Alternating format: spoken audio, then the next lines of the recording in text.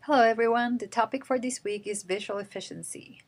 This week we'll be reviewing the functional vision assessment, the functional vision assessment report, the procedures or process of collecting information on the student.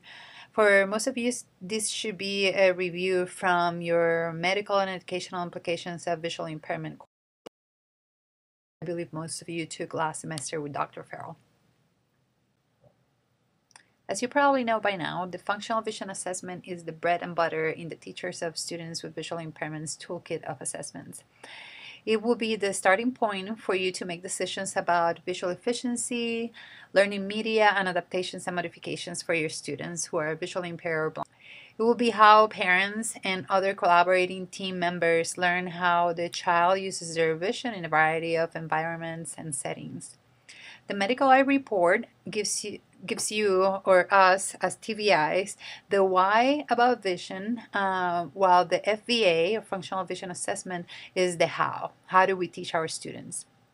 Every child with visual impairment should have a current functional vision assessment.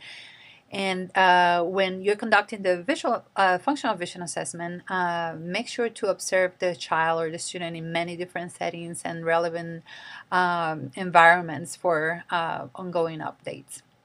Like I mentioned before, everybody in this course should have done at least one functional vision assessment and report in your course with Dr. Farrell, the medical and educational implications of visual impairments last semester.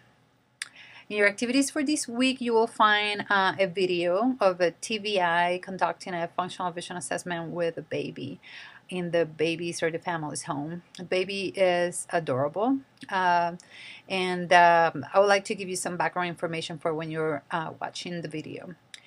This little one is 8 months old at the time that the video was taken. He's about 2.5 years, a little over 2.5 years now. And he was diagnosed with bilateral collobomas. That report indicates that his optic nerves are not affected by the collobomas. That is usually a deciding factor in qualifying status for the student or for the child. He also has a very slight astigmatism, but no prescription was recommended at this time.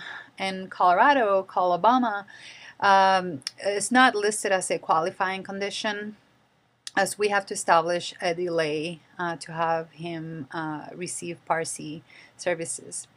As most of you will be working with school-age children, you may never have to do this at this age with a baby. However, many Part C or early intervention organizations are using their school district's TVI to evaluate infants and toddlers as well as school-age students. Therefore, it is a good opportunity for you to see what it looks like and how it is done.